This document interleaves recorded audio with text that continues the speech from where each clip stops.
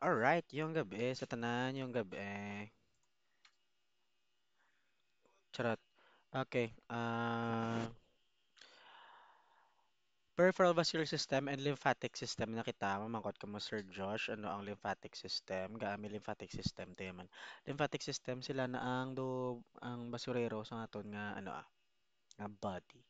Okay, mga sakit, mga usual nga mga problem sila na naghihimos. Okay, pagyan na naton, tugidog kayo. Lymphatic or peripheral vascular system. Okay na na.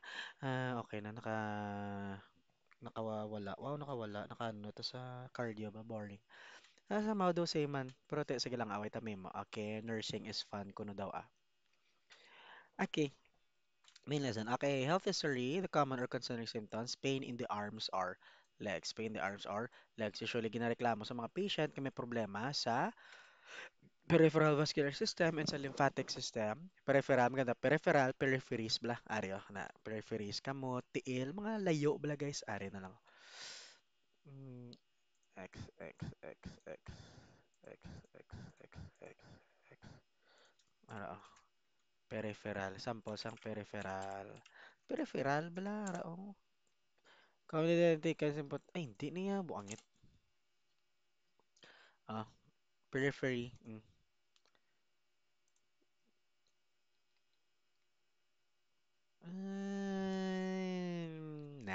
Hindi siya muna eh. Sige lang, beda. Hindi na mag-overthink. Okay, pain the arms or legs. Basta arms, legs, guys, peripheries, kita ang peripheral vision. Oh, peripheral vision, di ba, diri na sa kilid, ha? Peripheral vision, oh, diri, kilid, oh, na. Ito sa'yo man ang kilid, oh, kamot, tiil, okay? Intermittent claudication, cold, numbness, or pallor in the legs or hair loss. Anong intermittent claudication? Nagasakit by movement or exercise, nagadula lang kung mag-rest. Intermittent claudication, okay? Swelling in the calves, legs, or feet, swelling with redness and tenderness. Because of most patients with peripheral vascular diseases report minimal symptoms, asking specifically about the symptoms below is recommended, especially in patients older than 50 years and those with risk factors, especially smoking, o kilala ang smoker, diabetes, hypertension, elevated cholesterol, and CED. Do you have pain, cramping your legs during walk or exertion? Na ari na siya kung ginambal ko, maglakat or may exercise something, nagasakit siya. Tapos gadula lang kung magpahuway. Intermittent claudication, okay? Ari siya. These symptoms are caused by insufficient atheroid supply to the legs which may caused by atherosclerosis. Anong atherosclerosis? Guys, amo na siya ang sa heart bala may plaque. Wow, plaque. Fats, cholesterol, artery walls, plaque. Mga na ba ko? Plaque. Okay? Atherosclerosis, not only sa heart lang man, it is a specific type of arteriosclerosis. Mayara siya sa heart ha, si athero. Sa mga tambok na usually obese na build up of fats. Amo na nga ako yung classmate kamo guys nga unhealthy lifestyle, ang bala na gid nga ma-workout gid kay nga hindi mo gusto nga una patay ang grupo nyo. Okay? Kilala ko daw or sa likod ko diyo na kalakadlaw na sila. Okay? Is it relieved by sila? Kitaon. Kitaon sila na sila niyo na mga una na sila dula sa kalibutan kay do you have coldness, numbness, or pallor in the legs or feet? Do you have hair on your shins? Guys, make sure nyo gid kung mag-health education ka mo, health ed ka mo, make sure nyo kamo mismo healthy ha, kag wala ka mo bisyo, kay syempre nurse ka mo. Dapat gina-promote nyo ang health, okay, ang life. Do you have hair on your shins? Okay, so do you have aching or pain the rest at the rest in the lower leg or foot, pain elevated by elevating the leg, blah blah blah. Ah, same na old cart gini guys. Okay, old cart those scatter lang ni gani oh. Pro mo na location, time of day. Hala ho no. Onset. Bilateral location gyapon o located, blah blah blah. Okay? Hmm. Wound, injury, finger toes, stop, cold weather, Raynaud's disease, this monetary spasm in response to cold. Have you experienced erectile dysfunction? Poor blood supply to the penile arteries can cause erectile dysfunction. O, hindi mayo nga blood supply sa penis, guys, magkaka-erectile dysfunction. Of course, hindi siya magtindog kay nga blood lang na daang naga run sa penis. So, amo na siya. Magkaka-erectile dysfunction siya kung hindi mayo ang blood supply. Okay, do you have abdominal pain after meals? Does it prevent you from eating? Atherosclerosis, sclerosis of the mesenteric or celiac arteries, blah, blah, blah. Okay, food fear. Wow, kulbaan sa pagkaon. Do you have tender or swollen lymph nodes or glands? Guys, mabatyagan nyo na sulay kung magkasakit. Tani, hindi lang, okay? Magsakit ka muna or magbatsyag-batsyag. Kita nyo ng mga pangadlay. Na, amo na siya. Batyagan ko gidya sang ginamasakit ko. Gasakit ako mga pangadlay. Gahabok pa na iya, guys. Nga, hindi ko proud ha. Pero ti, syempre, naghahabok no na. Batyagon mo na. Something like that. Past history, medications, special oral contraceptives or hormone replacement therapy. Sila gid na. HRT, guys. Anong HRT? Mga agi, bla nga naga HRT, hormone replacement therapy. Okay, naga-hormones naman na. Imakoton nyo siyang patient kung HRT siyang una, 'di ba? For example, trans siya be, transformer sa sir HRT ka, blah blah blah. Na. Estrogen, pregnancy, once raised for blood clots, sara siya. Explain naman. Pregnancy or recent childbirth, kakabata ya lang, may lupus, yung sakit ni Marcos, rheumatoid arthritis, or irritable bowel disease. Nakita niyo si Marcos, syempre wala ka mukhaabot, kay kami lang to yung kabatch ni Marcos. Joke, si Marcos, di ba, may lupus, systemic lupus erythematosus na siya, si Marcos. So, butterfly na siya. Makita niyo ng tsura nito, may butterfly. Amo na sakit niya. Lupus, arthritis, RA, irritable bowel disease. Inflammation contributes to clot formation. Clot formation.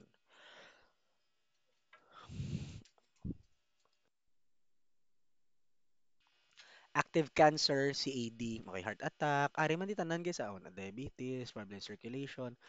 Risk factors, obesity, kilala nyo daw nga may obesity nan gasmok pagid sabi ay ambot hyperlipidemia, dako ang lipids, okay? Lipids or fats, hyper dako, lipids, fats dako ang fats, okay? Amo na. Constrictive clothing, tambok na tapos constrictive clothing pagid CVL, central venous lines. Family history, peripheral vascular disease, varicose veins, may mga varicose guys, amo ning varicose na bla usually hindi taman sila mano. Syempre, mga gadugay tindog na bla sa OR, mga sa SM, mga nablang dugay tindog bla guys, magkaka-varicose veins na sila kasi syempre dugay nga ang flow bla sa veins. Okay, dira na siya so gadako siya sa tiil kay dugay ang pressure ya with the use of ano na gani ah lipat na ako. Basta, dugay nga tindog, naga-cause sang varicose veins. Ama lang na, ang mga na, giniligay nun ko na, di pa English pa ko. Abdominal aortic aneurysm, CAD, sudden death younger than 60 years of age, diabetes. Lifestyle or health patterns, guys. Job requiring prolonged standing or sitting. Amo nang ginamba ko gina, dugay nga tindog, okay? Sa OR nurse, dugay na tindog, guys. Tagdusi oras na katindoganay lang, okay? Mag-craniotomy, etc. Mas kinano nga ano ba sa dugay tindog. Sa mall, sa sedentary lifestyle example ng mga kilala naton nga call center, pwede na, kapulaw, palakaon unhealthy foods, wala naga wala naga-exercise na nakilala ko mo nagahit nga wala ga-exercise nan sila gid na, okay?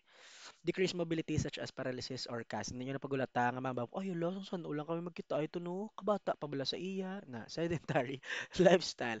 Important areas of examination, the arms and the legs. Sa mga ginamba ko, peripheries, arms, legs.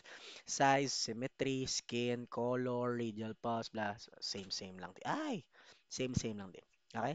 Arms, inspection, palpation, inspection, their size, symmetry, okay, lang tao ng arms, yung muna lang tao, arms, okay, kung sa piyak dako, kung sa too, mas dako, anong ginaobra mo, symmetry, swelling and any lesions, lymphedema of the arm and hand may follow auxiliary node dissection and radiation therapy. Lymphedema, ang lymph guys sa lymph nodes naton, edema, naghabok siya, naghabok ang lymph sa arm, may follow axillary node dissection, gidissect siya, i-dissect, or radiation. Okay, venous pattern, ang mga ugat, okay? Color of the skin, nail bed, texture of the skin. Palpation, kaptan na, okay? Amo na palpate. Palpate the temperature of the arms, okay? Simultaneous with the back of your fingers, are. Kung temperature, back of arms na ginagamit. Okay, kung temperature, di ba? Magamo na mag-check ka mo, amo na back of arms, okay? In Raynaud's disease, wrist pulses are typically normal, but spasm of more distal arteries causes episodes of sharpie, demarcated pallor of the fingers.